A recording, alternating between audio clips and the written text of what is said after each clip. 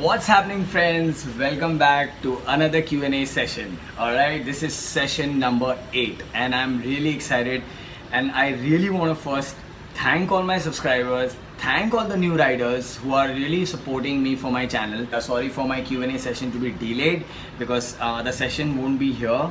I'll be going to my father's house. The reason being is my father's unwell, so I have to even take care of that. So I'll be shooting there right now, the whole Q&A session. But before I head and have my hangover mode coffee, yes, last night I partied, and some subscribers were on my Snapchat. They see everything what I'm doing, alright, but that's good. That's what Snapchat is for. So thanks for following me on Snapchat and checking what I do, how I cook, and where I go out and have my coffee or party. So that's what's happening. And before I start the session, the reason I'm doing this is because I want to talk about my rides, alright? Okay, because my channel name is Ride with Raj. Yes, my motive was to launch a channel where people ride with me and I document that on video logs, and that's my plan of this channel, and it's true. The only thing is it took time is because there's lots which goes in, you know. It's not very easy to just call a few people and say come ride with me, you know. So that's the whole plan. However, I'm keeping this as an open invitation to you guys, alright. If you all are in, maybe next Sunday we can do a short ride for Maska in Chai. Alright, this will be only till South Mumbai, and all the cafe racers, all the bulleteers, every bike, alright. It's not necessary it has to be bullets. I am not like that. I am not biased only to Royal Enfield. Everyone who has bikes, everyone who wants to ride and enjoy a Sunday morning chai and Ban Maska can join me next Sunday. I'll be leaving at 7 in the morning. We can make this Q&A interactive in my comments. I'll reply on that. So my thing is that if we are less than around 20, 25, 30 riders, fair enough, we'll do it in city. If not, then we'll hit the highway and go somewhere. Any suggestions for a great breakfast place, for a chai or a Ban Maska or anything like that, you're most welcome, riders. Put them down. I'm all excited to ride. My bike is serviced and ready to ride, so no worries with that. And I will be on my cafe racer joining you guys and making a video for sure. Alright, let me know, and let's not waste time and let's begin our Q&A session. What's happening, guys? So I'm actually in my father's house now and trying to do the Q&A here. He is resting now, so it's pretty chilled out. Well, the first question is from Satwik, alright? And his question is quite long, as you guys can see, and I'm using my niece's phone to read all the questions, so you have to work with all your resources. Well, the question is, hello sir, greetings. I wish to buy a bike for my father, who's a fan of the old retro Royal Enfield. We went to a showroom together and my father's initial preference was a standard 350, but due to lack of disc brake and a power start system, he shifted to the Electra. Now, after lots of discussion and debate, we have settled for the Classic 350. Okay, many of the points in Classic's favor were derived from my videos because he is personally fan of those looks. Okay, so that's nice, Satwik. And he wanted to know if there is any specific advantage of the Classic 350 over the other 350 models to convince his father, because he is more eager to buy the Classic. Alright.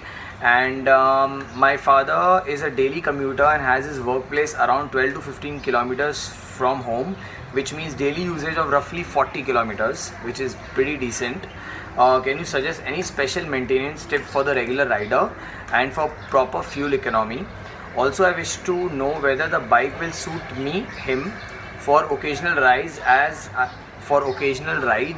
I don't have that bulky body which suits an Enfield. He's more like a lean guy, and do you suggest any other bike for his purpose? Well, Satwik, you already derived towards Royal Enfield, plus it's a bike for your father's use mostly. You'll be just taking it for rides. So, and he's already a Royal Enfield fan, so there is no question of suggesting any other bike, because I cannot suggest a KTM or anything like that for him. He might not like it because he's already chosen the Royal Enfield breed. Alright, now talking about the standard, good that he's gone on the Classic. The 350 standard is also good, the Electra is also good, but yes, disc brakes matter, the look also matters. Why don't you let him ride the Classic I'll be very honest, the 350 Classic, the riding experience is much more comfortable than the Pillion. And because he's gonna use it for work, it'll be mostly him riding the bike, and sometimes occasionally someone will join as a Pillion. So I think Classic 350 has much more advantages, the new look, and you should also tell your father that Classic 350 does have new look, but it has retro looks as well, because it's derived from post World War II designs, right? If you see the history of Royal Enfield Classic, the fenders of Classic really are attractive. The bicycle kind of seat is really attractive. That's all retro styling, so it will definitely do justice. That was my niece. So it'll be derived, it'll be a great experience riding the 350.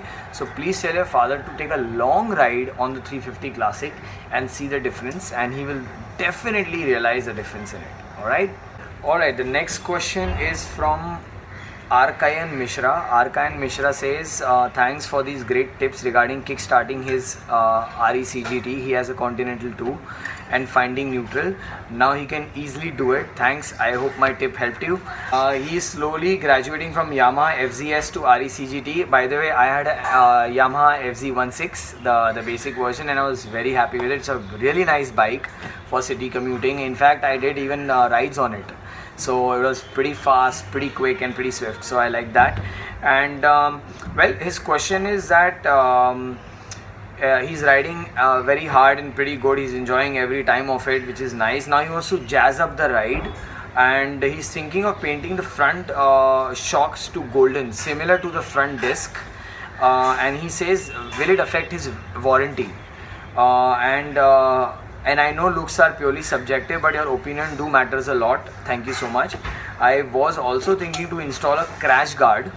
However, I know it will bring down that wow factor that it has now. Could you please suggest a good crash guard?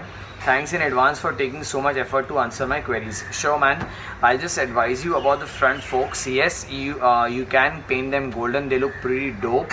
But I hope you're doing a good paint job, because if the paint affects the fork assembly, and if there is a leakage in fork oil or anything like that, it might happen that the Royal Enfield guys would tell you that why did you open the fork assembly, and due to this we can't give you guarantee of the fork. Yes, it can affect the warranty, but if you're painting just the top part to match the calipers, the disc calipers, then I think it's pretty cool, it's pretty dope, it'll look nice, I'm sure about that.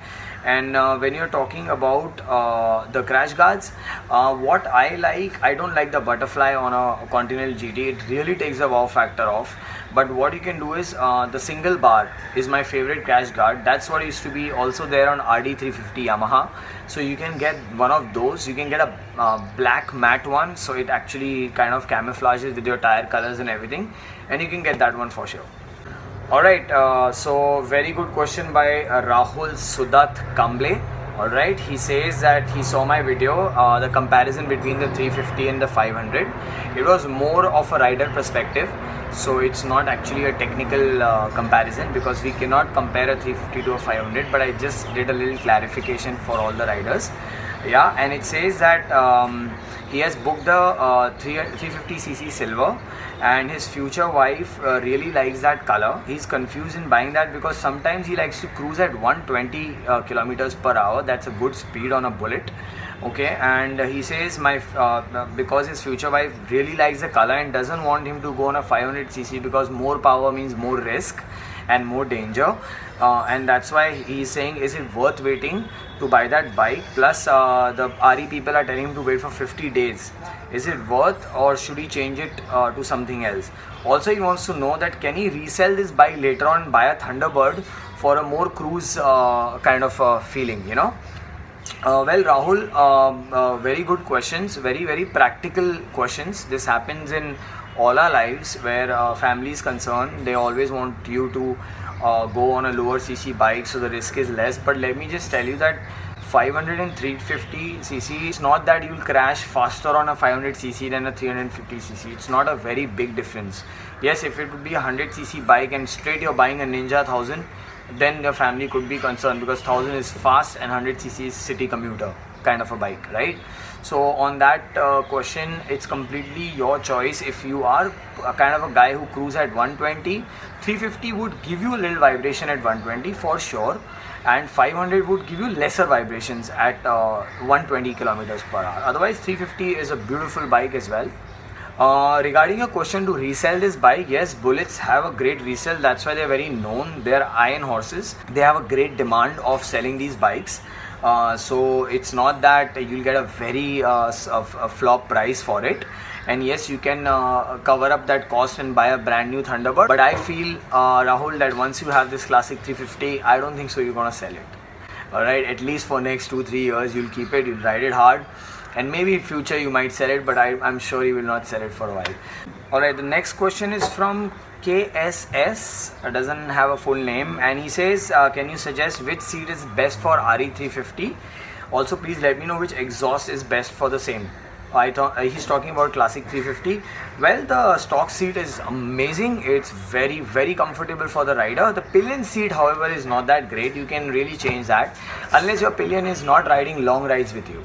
If your pillion is just coming for small city rides, then I think you can continue with the seats what's given, and otherwise they are really good seats. And if you're talking about the exhaust, I have always mentioned in all my vlogs about classic exhaust, I really like the upswept. That's what I had put in my bike, because it does have the charm in it of keeping a upswept. That gives a whole classic feel, a basic thump and a good ride. So I think a upswept will be a great silencer exhaust for you. Alright, the next question is from Ajinkya Patil. Well, he says, can you make a video of polishing the engine of Royal Enfield? Engines are mostly buffed of Royal Enfield, then polished obviously, and it's a long process. For that you need the right tools. It's not just a basic polish and you do it.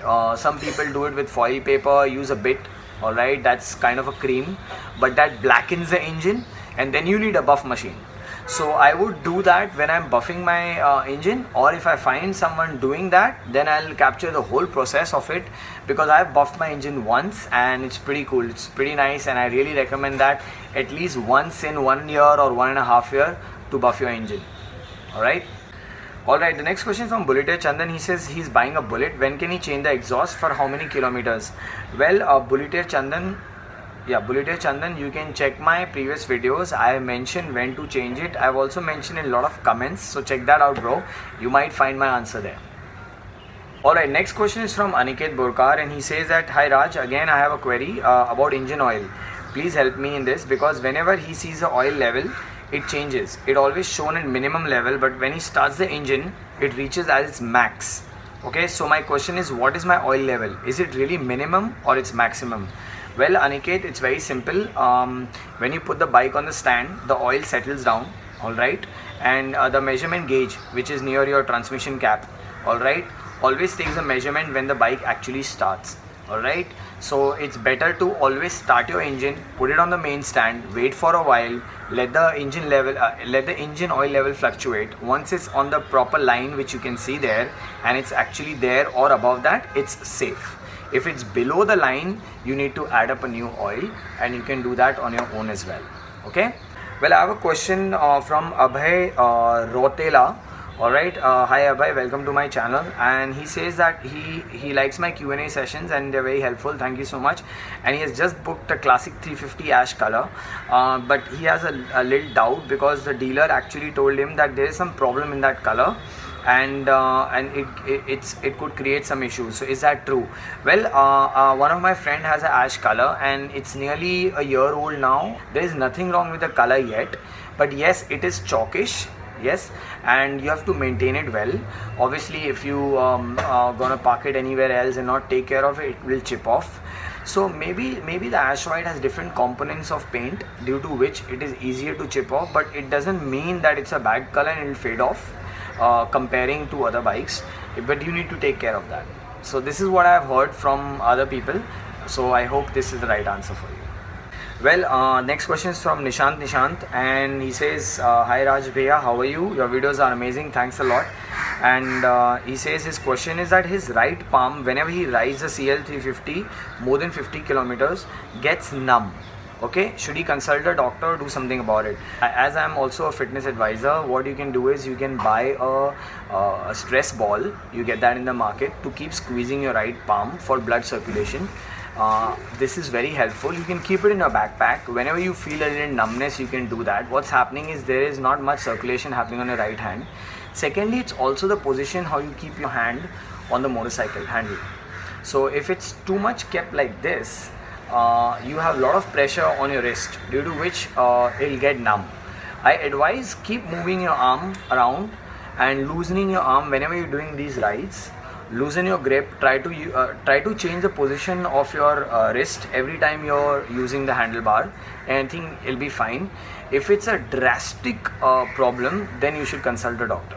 Due to time constraint, I made this video in two parts, part A and part B.